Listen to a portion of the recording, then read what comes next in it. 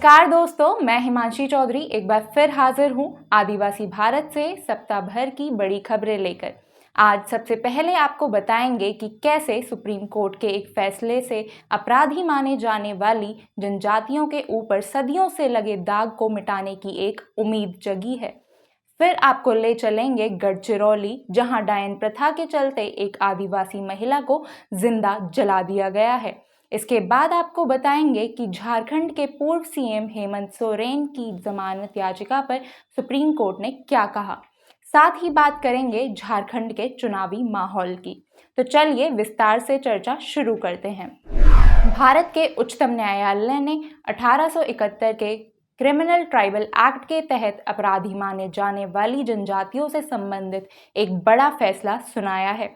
Supreme court के इस फैसले को जानने से पहले क्रिमिनल ट्राइबल एक्ट 1871 को समझना बहुत ज़रूरी हो जाता है। तो आइए सबसे पहले जानते हैं कि आखिर क्या है ये कानून। ब्रिटिश सरकार 1871 में एक कानून लाई थी, आपराधिक जनजाति अधिनियम, जिसके तहत लाखों अर्धघुमंतु और खानाबदोश जनजातियों को कानूनी तौर पर आपराधिक जनजाति घोषित कर दिया गया था। इससे ज़्यादा दुर्भाग्यपूर्ण और क्या हो सकता है कि किसी बच्चे को जन्म से ही अपराधी मान लिया जाए।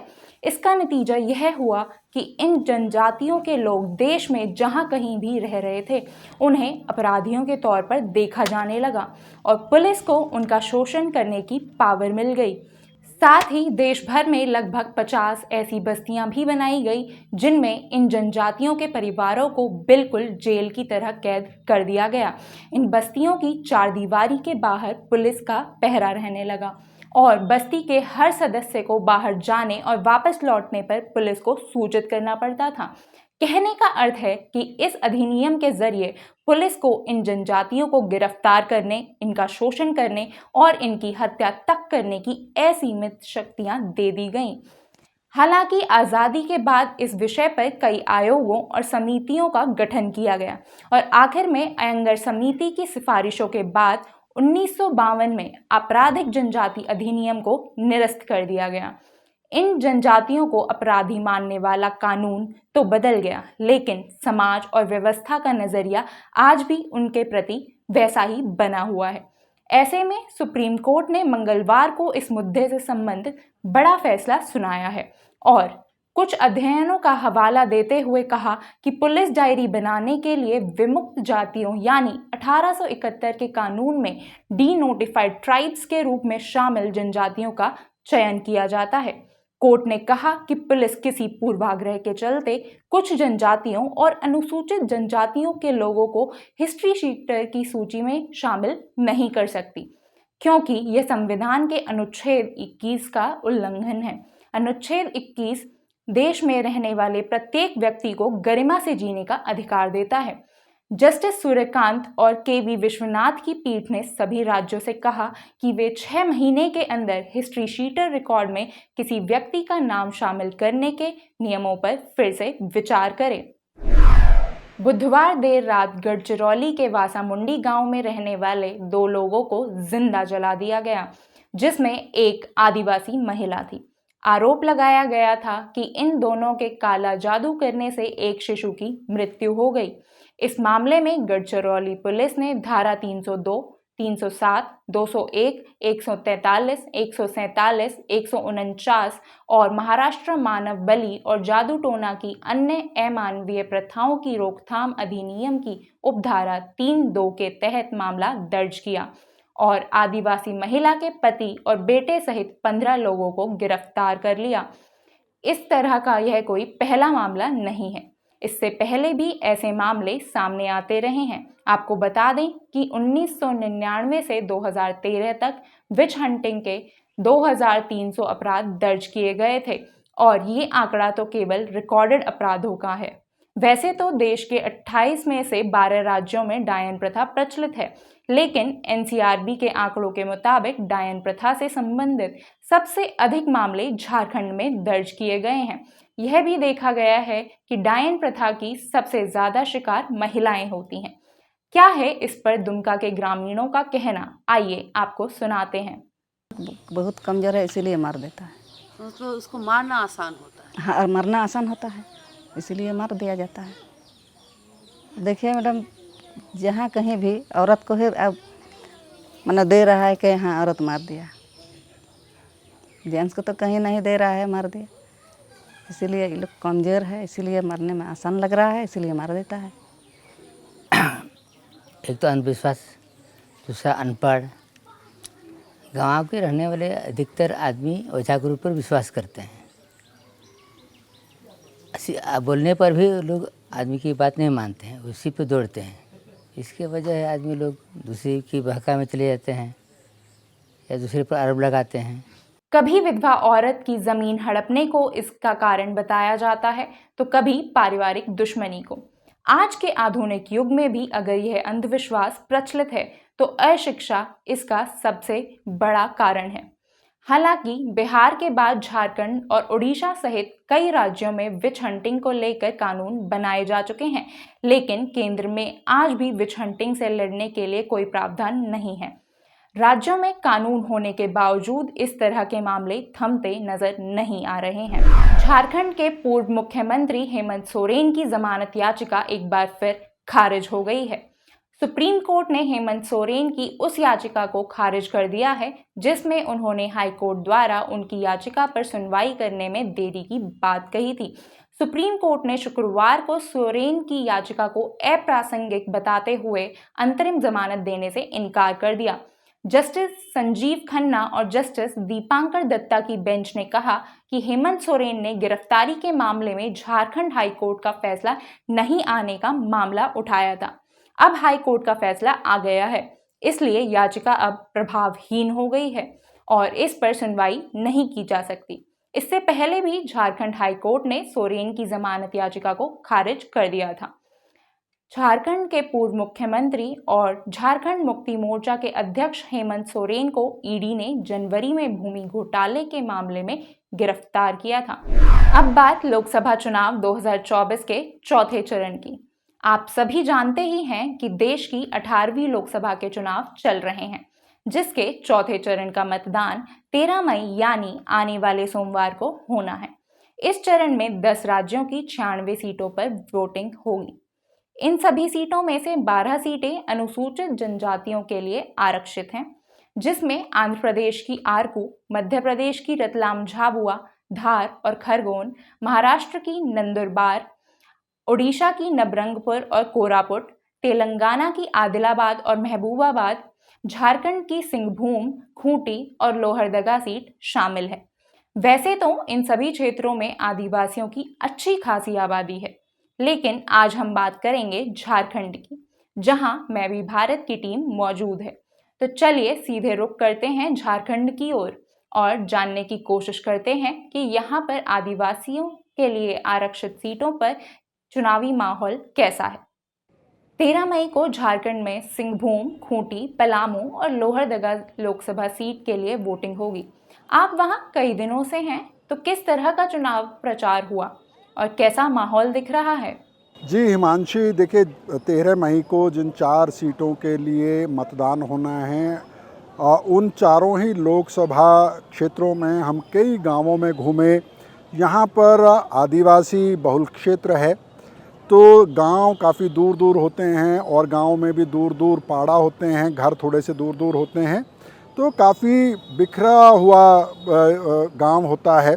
लेकिन उसके बावजूद काफ़ी लोगों से हमें बात करने का मौका मिला और आदिवासी इलाकों में वैसे भी लोग बात करने में थोड़े से झिझकते हैं, खुल के बहुत वोकल उस तरह से नहीं होते हैं बातचीत करने के मामले में, ख़ास तौर पर कैमरे पर।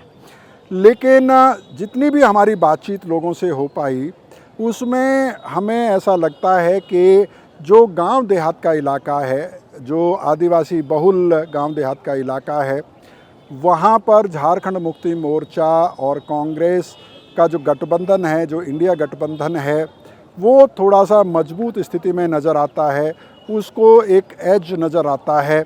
और दूसरी तरफ जब आप शहरों की तरफ जाते हैं, शहर में आप घूमते हैं, तो भारतीय जनता पार्टी के बारे में लोग बात करते हुए दिखते हैं। भारतीय जनता पार्टी यानी नरेंद्र मोदी के बारे में, प्रधानमंत्री की छवि के बारे में बात करते हुए नज़र आते हैं। और इन चारों सीटों पर जिस तरह की स्थिति हमें नज़र आ रही है, उसमें एक बात हम लोग कह सकते हैं कि लड़ाई एक तरफा नहीं है। 2019 के चुनाव से ये चुनाव इस मामले में भिन्न है कि इस बार कोई ऐसी लहर कम से कम इन 4 क्षेत्रों में हमें नज़र नहीं आई है। लोग बात कर रहे हैं, जब गांव देहात में जाते हैं, जैसे हम यहाँ के जो साप्ताहिक बाज़ार मैंने कहा, जब हम वहाँ गए लोगों से बात की तो वो ये बात कहते हैं कि अगर बीजेपी 400 पार चली जाएगी तो संविधान से छेड़छाड़ हो सकती है, उनका आरक्षण खतरे में पड़ सकता है, और इसके अलावा हेमंत सोरेन को जेल में डालना भी आदिवासी उससे भी काफ़ी नाराज़ नज़र आते हैं। और वो किसी एक क्षेत्र की बात मैं नहीं कह रहा हूँ, उस इलाके की बात मैं नहीं कह रहा हूँ जहाँ जेएमएम का प्रभाव है, बल्कि ओवरऑल जिस भी विधानसभा क्षेत्र में हम गए, हमने वहाँ पर ये देखा कि हेमंत सोरेन की गिरफ्तारी की वजह से आदिवासी नाराज़ नज़र आता है। तो मुझे ऐसा लगता है कि जो 13 मई को 4 सीटों पर जो चुनाव होगा, उसमें झारखंड मुक्ति मोर्चा और बीजेपी के बीच में काफ़ी ज़बरदस्त, इंडिया गठबंधन और एनडीए गठबंधन के बीच में काफ़ी ज़बरदस्त मुकाबला होगा।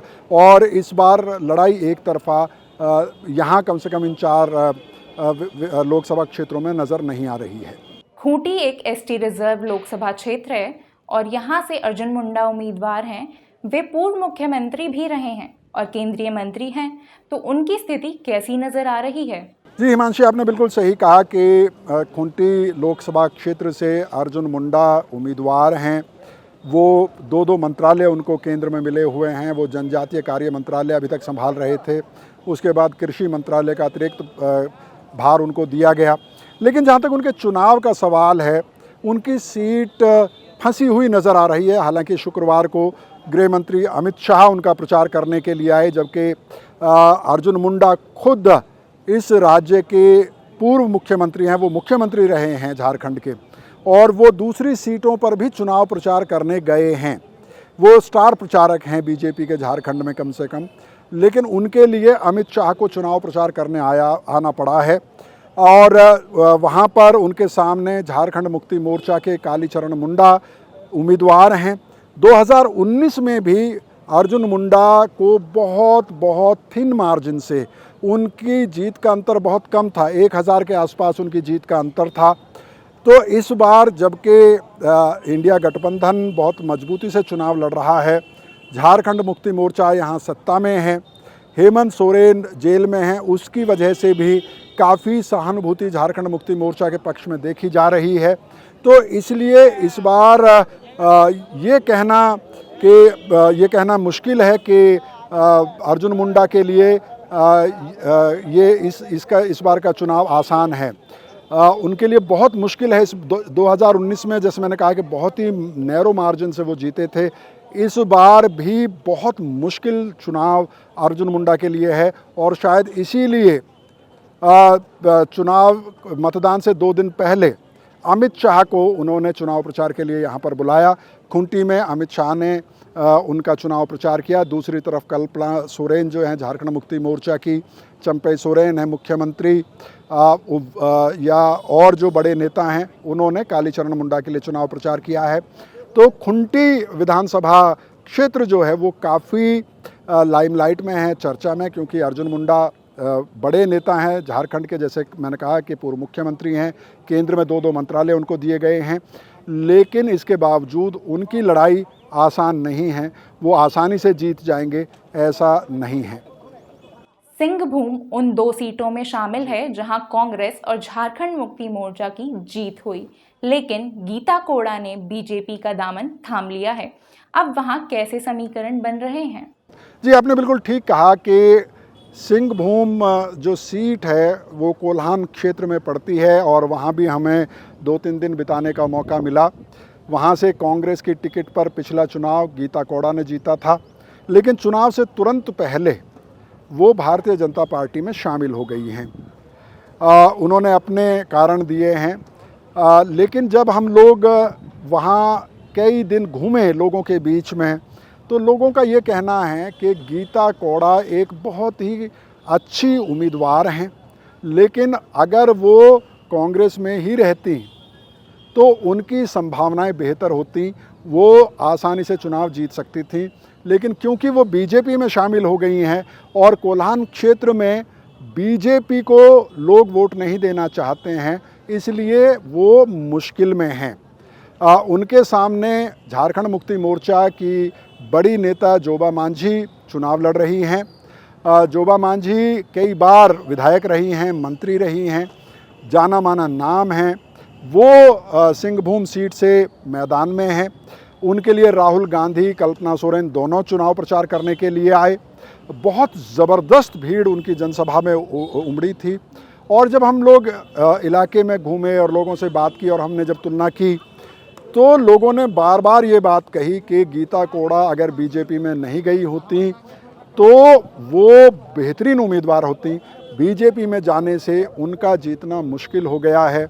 जोबा मांझी को एक तरह से एज इस वक्त सिंहभूम इलाके में नज़र आता है। जो कोल्हान का अगर पूरा इलाका आप देखेंगे, वो पूरा जो इलाका देखेंगे, वहाँ पर झारखंड मुक्ति मोर्चा का अपर हैंड है।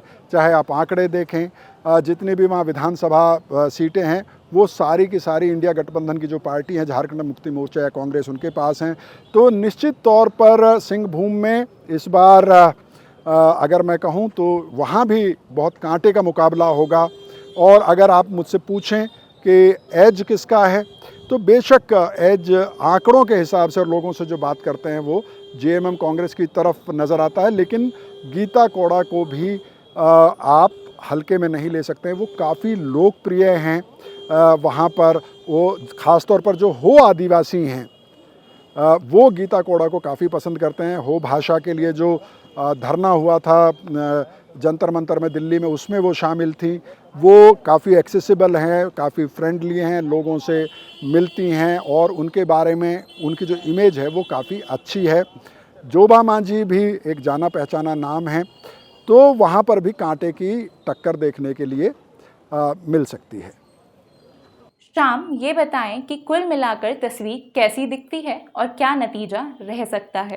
देखिए हिमांशी, अगर झारखंड में इस बार के लोकसभा चुनाव की बात करें तो पिछली बार 14 लोकसभा सीटों में से 12 सीटें भारतीय जनता पार्टी को मिली थीं और 2 सीटें राजमहल और सिंहभूम वो इंडिया गठबंधन यानी कांग्रेस और झारखंड मुक्ति मोर्चा गठबंधन को मिली थी।